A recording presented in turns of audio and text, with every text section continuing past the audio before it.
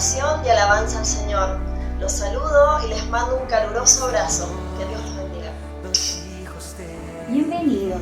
Qué lindo que podamos compartir, aunque sea en la distancia, pero sabemos que estamos en un solo espíritu. Sí, ahí donde estás, te invitamos a que busques un cuaderno, una lapicera y juntos podamos tomar apuntes para poder reflexionar la palabra del Señor. Te invitamos. Muéstrame tu gloria, tu gloria.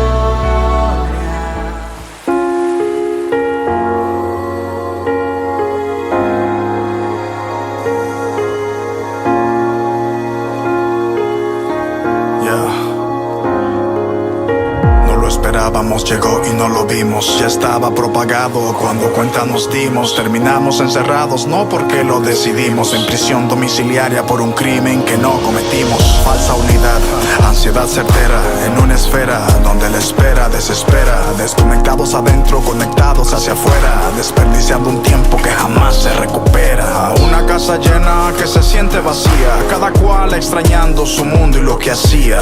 Para las redes otra fotografía, con la sonrisa de la hipocresía. ¿Por qué no nos detenemos? Nos evaluamos y vemos quiénes somos cuando no hacemos lo que hacemos. Al amor y la comprensión no les confinemos, no dejemos perder lo más hermoso que tenemos. Nuestra vulnerabilidad es obvia, la preocupación mundial es obvia.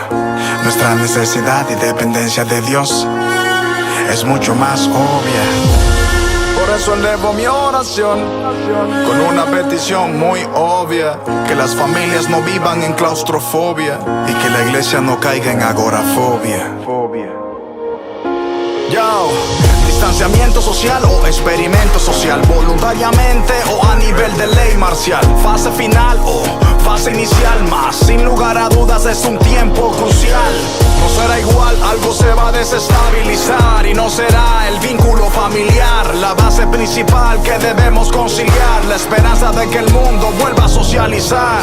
Muchos anhelando que esto ya se acabe, otros anhelando que esto se extienda. El que tenga oídos para oír que oiga, el que tenga entendimiento para entender que entienda.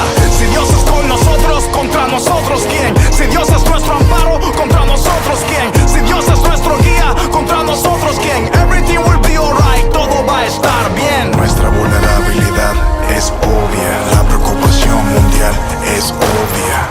Nuestra necesidad y dependencia de Dios es mucho más obvia. Por eso elevo mi oración con una petición muy obvia: que las familias no vivan en claustrofobia y que la iglesia no caiga en agorafobia. La incredulidad, la impiedad, la iniquidad son los peores virus de esta humanidad. La falsedad por la cual usan máscaras, no las baratas sino las que salen más caras. Las de doble cara, las de doble moral, las que solo dejan ver lo superficial, tras cual se esconde el vacío existencial, por lo cual no podemos ver lo esencial.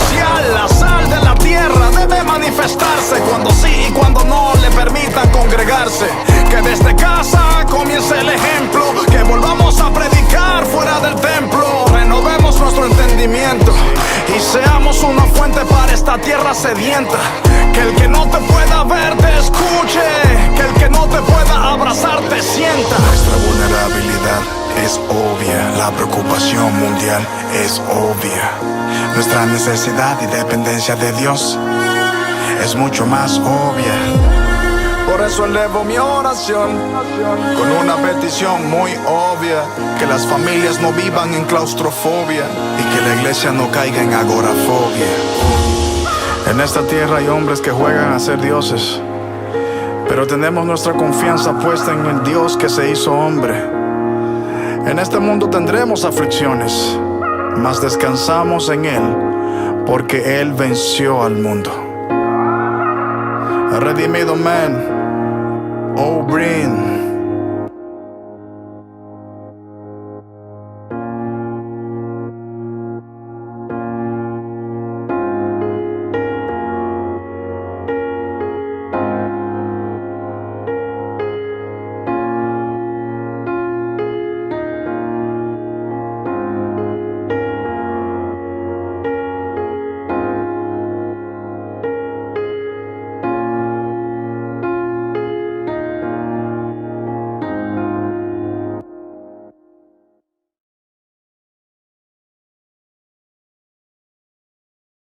La Biblia es una colección de libros escritos en diferentes estilos literarios como narrativa, poesía y prosa. La mayoría de nosotros estamos familiarizados con este tipo de literatura. Sí, todos reconocemos una narrativa cuando la vemos, como Los Juegos del Hambre o El Gran Gatsby. La mayoría de las personas pueden reconocer la poesía, ya sea Walt Whitman o las canciones de Bob Dylan. Todos los días estamos rodeados por prosa, como artículos noticiosos o ensayos. Ahora, todos estos ejemplos son literatura estadounidense moderna.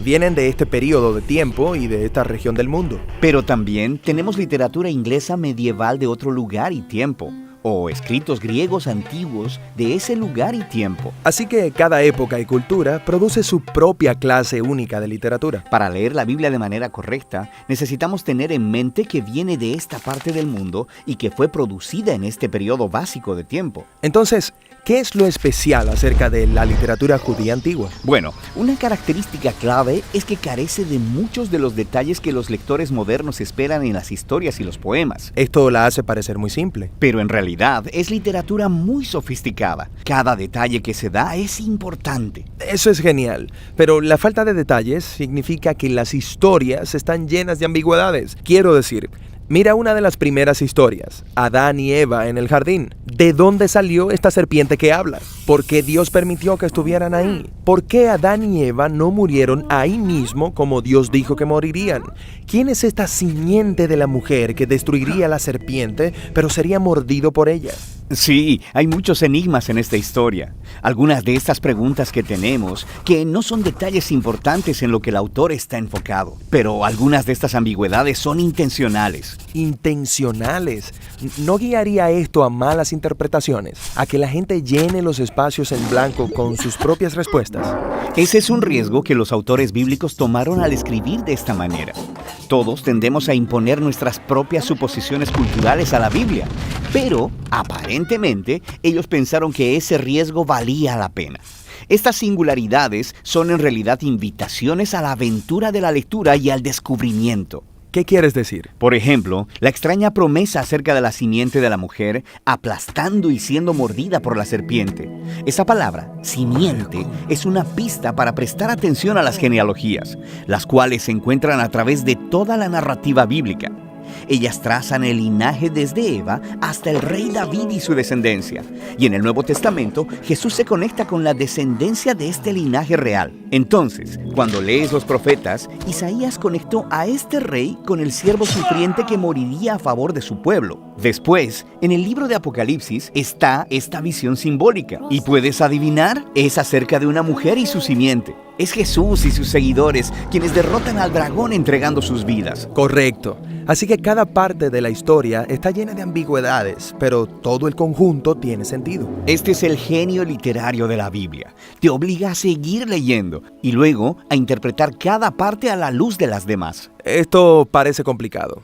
No sé si puedo hacer todo eso. Bueno, en realidad no se espera que notes todo esto por ti mismo de una sola vez. Este denso estilo de escritura te obliga a detenerte y luego leer cuidadosamente y embarcarte en este proceso interactivo de descubrimiento a través de toda la narrativa bíblica, a través de toda una vida de lectura y relectura. Ah, muy bien. Literatura de meditación. Sí, en el Salmo 1 leemos acerca del lector ideal de la Biblia. Es alguien que medita en las escrituras de día y de noche. En hebreo, la palabra meditar significa literalmente murmurar o hablar en voz baja. La idea es que cada día durante el resto de tu vida, tú lentamente, calmadamente, leas la Biblia en voz alta para ti mismo. Y luego hables sobre ella con tus amigos, reflexionando acerca de los enigmas, haciendo conexiones y descubriendo lo que todo significa. Y mientras dejas que la Biblia se interprete a sí misma, algo asombroso sucede. La Biblia empieza a leerte a ti, porque al final de todo, los escritores de la Biblia quieren que adoptes esta historia como tu historia. Así que este estilo de escritura judía antigua debe crear formas únicas de narrativa, poesía y discurso. Correcto. Exploraremos todos estos estilos literarios, empezando con la narrativa bíblica.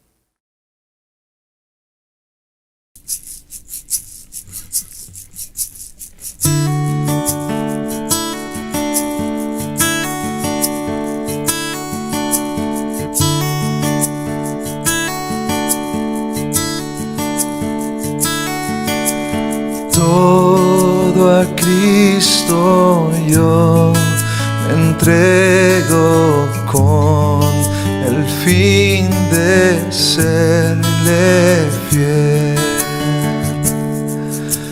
Para siempre quiero amarle y agradarle solo a Él. Yo me rindo a Él, yo me rindo a Él, todo a Cristo yo me entrego, quiero serle fiel.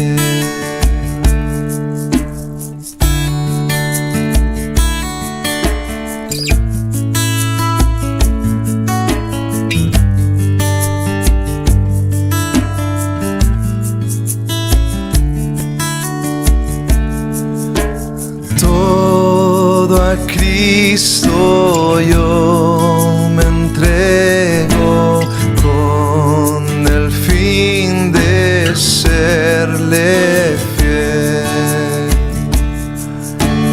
Para siempre quiero amarle y agradarle solo a Él.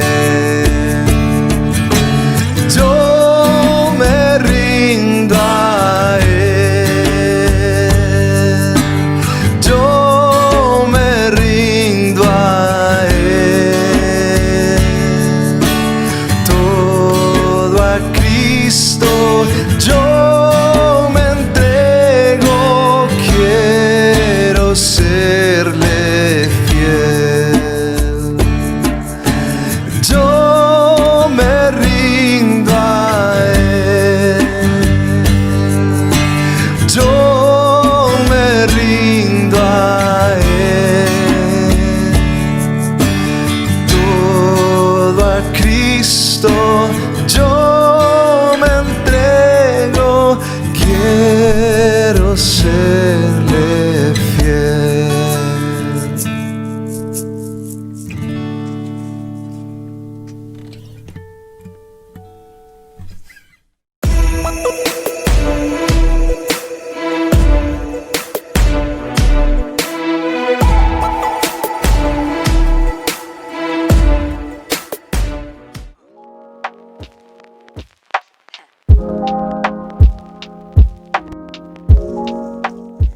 Iniciamos un nuevo proyecto como familia, iniciamos una nueva serie y vamos a hacer un viaje, un recorrido a los libros, a los primeros libros de nuestra Biblia, a los libros del Antiguo Testamento.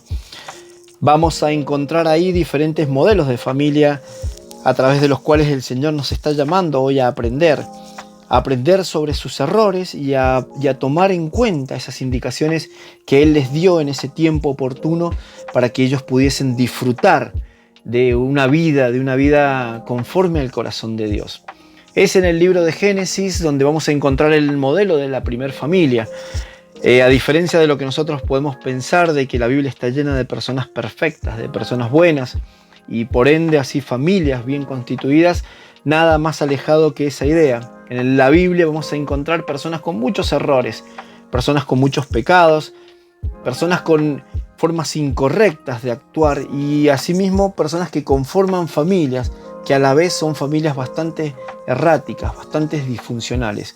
Pero vamos a comenzar desde el libro de Génesis, mirando un poco esa perspectiva, ese diseño que Dios tiene desde su punto original, desde que Él comenzó, creó el primer hombre a imagen y semejanza, desde que creó a la mujer y que juntos los llamó a procrear, a llenar un mundo que había sido creado perfecto con familias conforme a su corazón.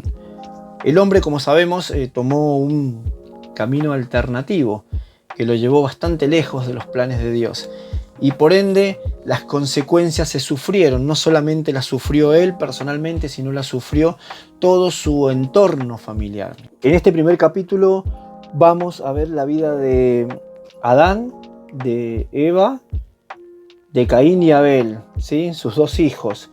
Cómo este alejamiento de Dios, ¿sí? Trajo bastantes complicaciones. De hecho, trajo el primer fratricidio, es decir, la primera persona que mató a su hermano. No es una cuestión deliberada y aislada que Caín haya actuado de esta forma, sino vamos a ver cómo en ese carácter evasivo, o sea, de Adán, de hecho al cometer el primer error, vamos a ver cómo se replicó en su hijo, cómo se fue trasladando, cómo esa forma de actuar negativa se trasladó también a su hijo y a su familia. Bien, si vos me acompañás, comenzamos con el libro de Génesis. Vamos a comenzar con la primera porción del libro de Génesis, en el capítulo 3, versículo 4 hasta el versículo 13. Dice el texto bíblico: pero la serpiente le dijo a la mujer: no es cierto, no van a morir. Dios sabe muy bien que cuando coman de ese árbol se les abrirán los ojos y llegarán a ser como Dios, conocedores del bien y del mal. La mujer vio que el fruto del árbol era bueno para comer y que tenía buen aspecto, y era deseable para adquirir sabiduría. Así que tomó de su fruto y comió. Luego le dio a su esposo y también él comió. En ese momento se le abrieron los ojos y tomaron conciencia de su desnudez. Por eso, para cubrirse, entretejieron hojas de higuera. Cuando el día comenzó a refrescar, el hombre y la mujer oyeron que Dios, el Señor, andaba recorriendo el jardín. Entonces corrieron a esconderse entre los árboles para que Dios no los viera. Pero Dios, el Señor, llamó al hombre y le dijo: ¿dónde estás? El hombre contestó: escuché que andabas por el jardín y tuve miedo porque estoy desnudo. Por eso me escondí. ¿Y quién te ha dicho que estás desnudo?, le preguntó Dios. ¿Acaso has comido del fruto del árbol que yo te prohibí comer? Él respondió: la mujer que me diste por compañera me dio de este fruto y yo lo comí. Entonces Dios el Señor le preguntó a la mujer: ¿qué es lo que has hecho? La serpiente me engañó y comí, contestó ella. En esta primera porción estamos viendo cómo Adán evade de la responsabilidad de haber hecho lo que Dios les había indicado que no debían hacer: comer de ese árbol. Hay una cuestión evasiva en el carácter de Adán, de no responsabilizarse de sus propios actos. Ahora vamos a ver cómo, hablando desde el corazón de la familia, cómo esta forma de actuar, esta actitud que tiene Adán, ese primer padre, ese primer esposo, ese primer señor de familia, cómo responde a lo que el Señor le estaba preguntando. El Señor le está dando la libertad y la posibilidad a Adán de que confiese lo que ha cometido, ¿sí? El error que ha sucedido, que ha cometido, pero sin embargo, él prefiere responsabilizar a la creación de Dios, él prefiere omitir, evadir su error, su pecado, y hacer responsable a la otra persona que tiene al lado. Qué común que es esto en los tiempos de hoy. Vamos a la segunda porción, de Génesis. Ahora vamos a encontrar en el versículo 4, ¿sí? A partir el capítulo 4, a partir del versículo 1, vamos a ver, una vez que ellos fueron expulsados ya del jardín del Edén, vamos a situar este relato. Dice Génesis 4:1, dice: el hombre se unió a su mujer Eva, y ella concibió y dio a luz a Caín. Y dijo: con la ayuda del Señor he tenido un hijo varón. Después dio a luz a Abel, hermano de Caín, y Abel se dedicó a pastorear ovejas, mientras que Caín se dedicó a trabajar la tierra. Tiempo después, Caín presentó al Señor una ofrenda de fruto de la tierra. Abel también presentó al Señor lo mejor de su rebaño, es decir, los primogénitos con su grasa, y el Señor miró con agrado a Abel y a su ofrenda, pero no miró así a Caín ni a su ofrenda. Por eso Caín se enfureció y andaba cabizbajo. Bien, no vamos a discutir por ahí los tecnicismos de por qué miró con agrado una ofrenda y por qué no la otra. Sí, sencillamente hay una palabrita que podemos tomar en cuenta, que es que Abel trajo lo mejor. Mientras Caín trajo una ofrenda de la tierra, dice que Abel trajo lo mejor. Bien, eso no vamos a tomarnos el tiempo en trabajar sobre ese aspecto, pero sí en lo que sigue a continuación, ¿sí? Dice, continuemos del versículo 5, pero no miró a Caín ni a su ofrenda. Por eso Caín se enfureció y andaba cabizbajo. Entonces el Señor le dijo, ¿por qué estás tan enojado? ¿Por qué andas cabizbajo? Si hicieras lo bueno, podrías andar con la frente en alto, pero si haces lo malo, el pecado te acecha como una fiera lista para atraparte. No obstante, tú puedes dominarlo. Caín habló con su hermano Abel mientras estaban en el campo. Caín atacó a su hermano y lo mató. El Señor le preguntó a Caín, fíjense en cómo se vuelve a dar esta situación, ¿sí? Pero en la segunda generación, ahora ya no es Dios preguntándole a Adán, ¿sí?, por qué estaba en esa situación, qué era lo que había hecho, que si acaso había comido de ese árbol que él le había dicho que no comieran, si acaso él había transgredido esa ley que el Señor les había puesto como indicador de algo que ellos no debían hacer, pero ahora se da en la segunda generación, en el primer hijo, en el hijo mayor de Adán. El Señor le preguntó a Caín, versículo 9, ¿dónde está tu hermano Abel? No lo sé, respondió. ¿Acaso soy yo el que debe cuidar a mi hermano? Inmediatamente dice que el Señor exclamó, ¿qué has hecho? Desde la tierra la sangre de tu hermano reclama justicia. Es esto el primer aspecto que vamos a tratar en este mensaje, ¿sí? Cómo ese carácter evasivo, ¿sí?, de Adán se replicó en la segunda generación. Cómo Caín de alguna u otra forma imitó la forma que tenía su padre de actuar. Esto es lo que pasa en las familias de hoy. Muchas veces nosotros pretendemos que nuestros hijos se acerquen a la iglesia, se acerquen al Señor, que transformen sus vidas, que puedan reconstruir las cosas que han hecho mal y volverse al camino del Señor, al camino del bien, incitándolos, obligándolos a que ellos recurran, que ellos vayan a la iglesia, que ellos se comporten como la gente, y muchas veces nuestra vida no es de ejemplo. Acá vemos cómo la forma de comportarse de Adán de alguna u otra forma pasó a la generación siguiente. Muchas veces pensamos que esta es una cuestión de transferencia espiritual o de una cuestión genética, pero no es ni más ni menos que mirar la forma en la que nosotros actuamos a diario. Pretendemos tener muchas veces hijos que no mientan, pero nosotros en nuestros ambientes laborales, en nuestro hogar, con las personas, con terceros, somos mentirosos. Muchas veces pretendemos que nuestros hijos sean puros, que no visiten cuestiones prohibidas ni nada de eso, pero nosotros en la intimidad hacemos estas cosas. Pretendemos que nuestros hijos sean personas de bien, que sean personas honestas, y nosotros demostramos muy poca integridad y honestidad en nuestra vida particular, en nuestra vida personal.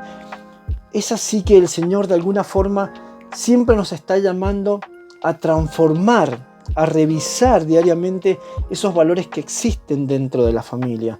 Él cada vez que nos habla a través de un mensaje, a través de la iglesia, un mensaje en cada encuentro que tenemos, es un llamado que Él hace a ir transformando cuestiones particulares y personales nuestras. En la familia, dentro del hogar, se dan como un principio de acción y reacción. Nosotros actuamos de una forma y nuestros hijos de esa misma forma es de la forma en la que ellos van a reaccionar.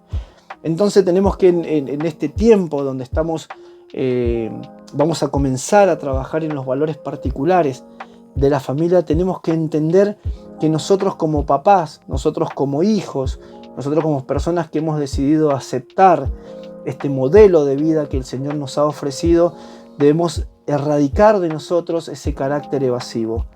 Debemos comenzar a tomar cartas en el asunto y responsabilizarnos de las cosas que hemos hecho mal. Muchas veces nuestros hijos nos juzgan por situaciones que hemos o formas en las que hemos actuado antes de que conociéramos el Señor, pero que jamás no hemos atrevido a confesar o a decir: esto lo hice mal en mi vida y decido de alguna forma repararlo, enmendarlo, reconocer delante del Señor que esto no debería haber sido así.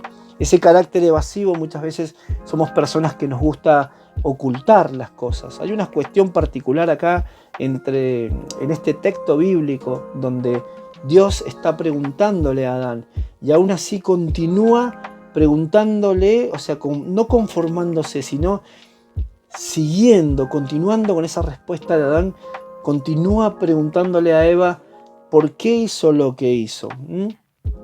Acá la cuestión era de admitir lo que cada uno había hecho, de reconocerlo y de asumir esas consecuencias. En nuestros hogares muy pocas veces hacemos estas cuestiones. Nos gusta gritar, pero pretendemos que nuestros hijos no griten. Nos gusta hablar con malas palabras y de repente cuando ellos dicen alguna palabra los retamos o los queremos castigar. Nos gusta decir, tener un mal vocabulario, pero pretendemos que ellos no lo tengan. Entonces hay una cuestión acá que el Señor nos está llamando a transformar. El Señor está...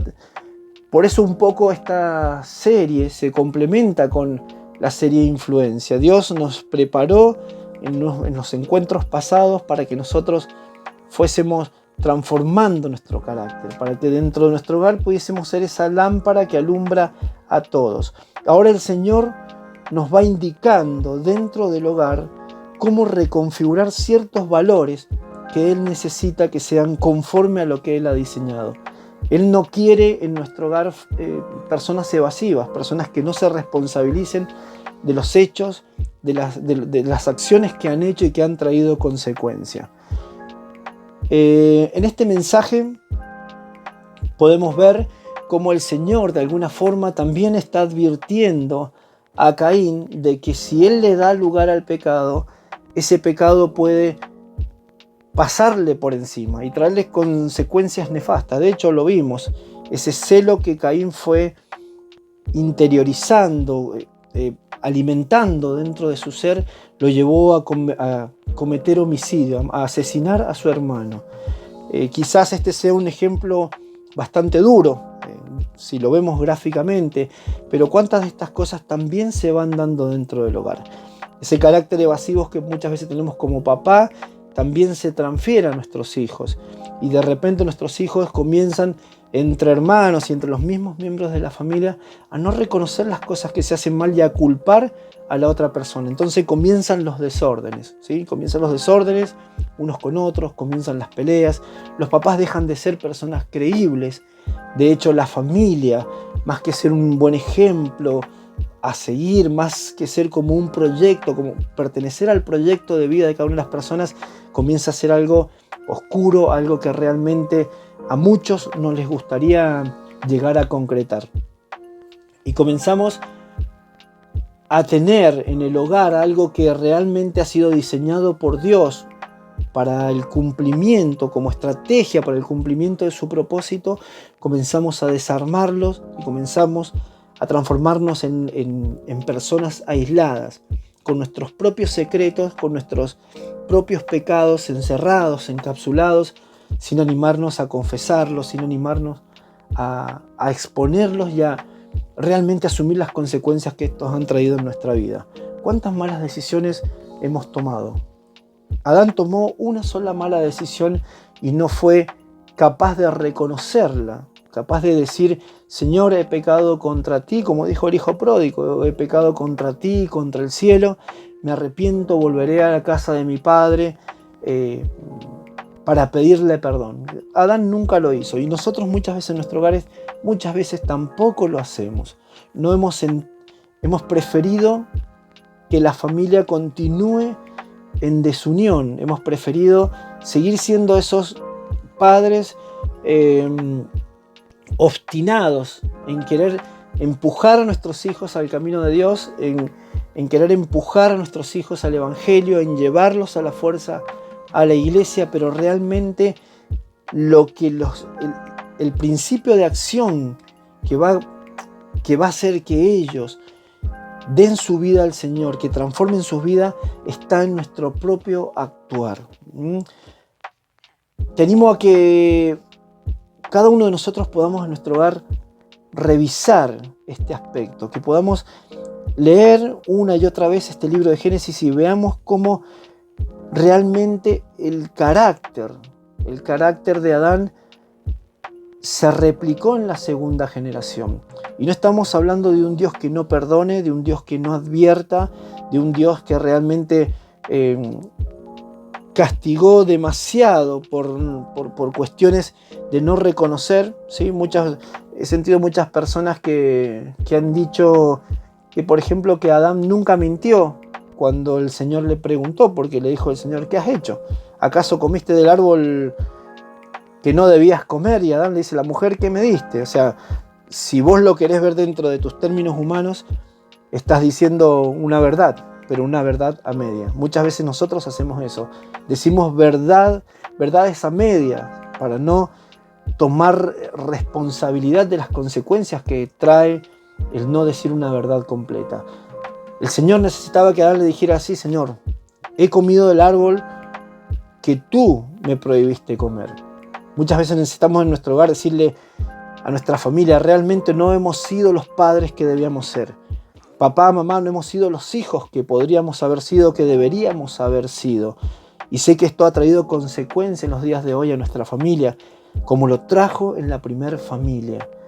Este es un ejemplo, un gran ejemplo de cómo nosotros debemos asumir cuando realizamos realmente las cosas, cuando hacemos las cosas mal. Si queremos ver cambios en nuestro hogar, si queremos estar realmente preocupados por alcanzar ese ideal de vida que Dios nos propone, Dios no ha situado una vida plena lejos de nuestro alcance. Al contrario, Él día a día, domingo tras domingo, encuentro tras encuentro, mensaje tras mensaje, serie tras serie, Él nos va indicando y nos va dando herramientas para que nosotros podamos alcanzar esa plenitud de vida, pero no de forma aislada, sino que la podamos alcanzar junto a nuestra familia. Hoy penosamente vemos cómo los papás dentro del hogar, los hijos han decidido cada uno tomar su propio bienestar o realizar su propio bienestar. Vemos papás preocupados por encontrar un nuevo novio, una nueva novia, por adquirir una nueva pareja, por tener una nueva pareja, por tener un mejor trabajo, por tener un mayor ingreso, trabajar más para poder tener más dinero, pero hemos olvidado los valores que el Señor nos está llamando a desarrollar, ¿sí? Hoy el Señor ha cambiado nuestra perspectiva. Muchas veces hemos mirado como iglesia la persona que está fuera de nuestro hogar para ganarlo para el Evangelio, para sumarlo a la misión de expansión de este mensaje salvador, de este plan salvífico que tiene Dios. Pero nos hemos olvidado de mirar dentro de nuestros propios hogares. Hoy el Señor quiere situar esa proclamación del Evangelio, quiere situar ese lugar de expansión sobre la vida de nuestros hijos. No te olvides que nuestra generación va a pasar, ¿sí?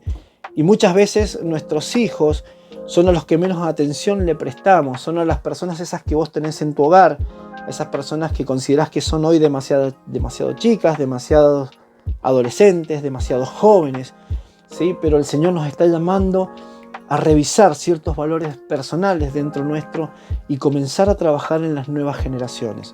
El Señor quiere que nosotros podamos traducir el mensaje de su palabra, que podamos expresar el mensaje de su palabra en nuestros actos, en nuestra forma de vida, para que nuestros hijos puedan realmente ver que somos verdaderos hijos de Dios, verdaderos cristianos que hemos decidido realizar un cambio. Bien, Dios te bendiga. Espero que puedas estar repasando este mensaje, que podamos estar leyendo y una otra vez y podamos llevarnos a nuestra vida personal y así poder evaluarnos y comenzar a trabajar en esa aplicación práctica, en esa aplicación diaria, ¿sí? Confesándonos unos a otros, sentándonos en la semana con nuestros hijos y animándonos a decirle: cometí este error, hoy lo quiero enmendar, ¿cómo podemos solucionarlo como familia? Y como hijo, también que puedas sentarte y decirle, papá, mamá, me gustaría que cambiara ciertas cosas, me gustaría cambiar en mi persona ciertas cosas, ¿sí? Y así abrir a un nuevo horizonte de diálogo dentro de la familia. Que Dios te bendiga. Prepárate en esta semana, ¿sí? Prepárate en oración para poder estar desafiándote en todas estas cosas nuevas que el Señor nos está trayendo. Te saludo en el nombre del Señor. Nos vemos.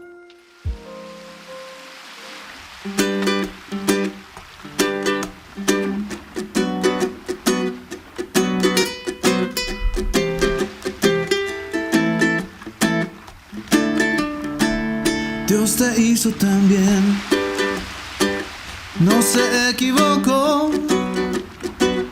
Eres solo el reflejo de un trabajo bien hecho, un retrato de amor. Dios te hizo tan bien, contigo no descansó. Y es que aunque pasen los años, horas, meses y días, tú te pones mejor. Dios te hizo tan bien, contigo no escatimó. Y es que todo lo bueno y más hermoso del mundo está en tu corazón. Cuando Dios pensó en ti, no hizo más que sonreír. Hizo un tatuaje de tu nombre en su mano. Cuando Dios pensó en ti, dijo la haré igual a mí. Será la niña que alumbre estos faros. Y dijo Dios que todo estaba bien. Todo estaba muy bien. Y dijo estaba bien, todo estaba muy bien. Dios te hizo tan bien, todo detalle cuidó. Y es que cada milímetro en tu cuerpo fue calculado por Dios. Dios te hizo tan bien y a la tierra te mandó. Ha sido el regalo perfecto, no hay casualidad, no, no, no. Cuando Dios pensó en ti, no hizo más que sonreír. Hizo un tatuaje de tu nombre en su mano. Cuando Dios pensó en ti, dijo la haré igual a mí. Será la niña que alumbre estos faros. Y dijo Dios que todo estaba bien. Todo estaba muy bien. Y dijo Dios que todo estaba bien. Todo estaba muy bien. Y dijo mi Dios que todo estaba bien. Todo estaba muy bien. Y dijo mi Dios que todo estaba bien. Todo estaba muy bien.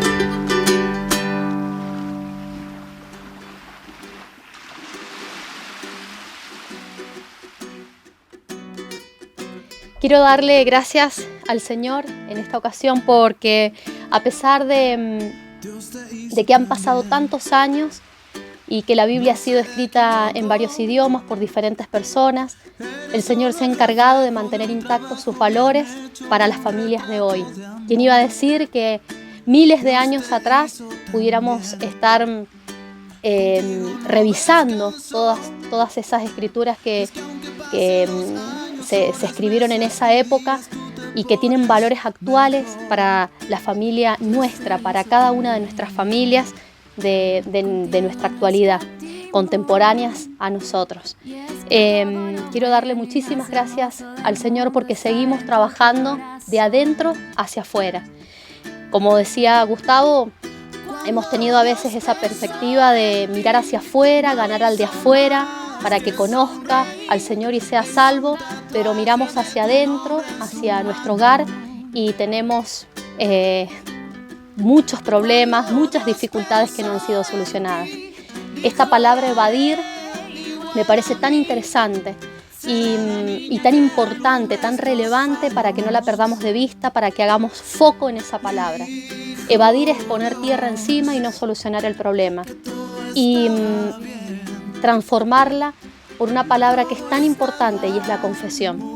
Animémonos como padres, como hermanos en Cristo a confesarnos nuestros pecados unos a otros, porque esa confesión nos libera. Y estamos en familia porque, bueno, justamente esta serie va a hablar de nuestro entorno más próximo, sigue de influencia que era trabajar en nosotros y ahora mirar nuestra familia. Pero para mirar nuestra familia y revisar cuáles son los problemas que hay, debemos primero transformar y con acciones propias, individuales, mostrar el ejemplo. Como padres tenemos una gran responsabilidad y esa responsabilidad justamente es no evadirla, sino tomarla como un privilegio que el Señor nos ha dado. Y podemos equivocarnos muchas veces, como lo vamos a ver en la Biblia, que todos estos personajes se equivocaron muchísimas veces, pero muy pocos de ellos se volvieron al Señor y le dijeron: me he equivocado, he fallado, lo reconozco y necesito tu perdón. Creo que ese paso es muy importante que lo demos, no solamente como personas, sino como esposos, como esposas, como padres, como hijos. Vamos a hacer una oración y quiero invitarlos a ustedes que nos acompañen en esta oración para finalizar. Padre amado, te damos muchísimas gracias por este mensaje, por tu palabra. Estamos comenzando desde el Génesis, Señor, con el primer hombre, con nuestro primer padre, Señor, y su familia luego. Y estamos viendo, Señor, cómo se repite esta falta de reconocimiento, esta evasión, Señor, se repite generación tras generación, se repite hoy día en nuestras propias familias. Apuntamos con el dedo, miramos al de enfrente, echamos culpa, pero muy difícilmente podemos reconocer nuestras faltas y nuestros errores. Tú, Señor, nos invitas en esta ocasión y en este momento y a través de toda esta serie que vamos a recorrer, que podamos transformar nuestra familia, que podamos trabajar en nuestro próximo entorno, que es el regalo más maravilloso que tú nos has dado, sea con padre, madre, sea con una madre, sea solo un padre, sea solo una pareja, o tal vez puedas no estar viviendo ni con tu padre ni con tu madre, pero tenés una iglesia, una comunidad. Así es que, Padre, estamos abrazados por vos y estamos dispuestos, abiertos para recibir toda tu enseñanza y poder vivirla y ponerla en práctica en nuestro hogar. Te damos muchísimas gracias y oramos en el nombre de Jesús. Amén. Hasta la próxima. Nos vemos y bueno, que podamos hacer todas las tareas y guardar esto en nuestro corazón. Que Dios te bendiga. Dios te hizo tan bien, no se equivocó. Eres solo el reflejo de un trabajo bien hecho, un retrato de amor. Dios te hizo tan bien, contigo no descansó. Y es que aunque pase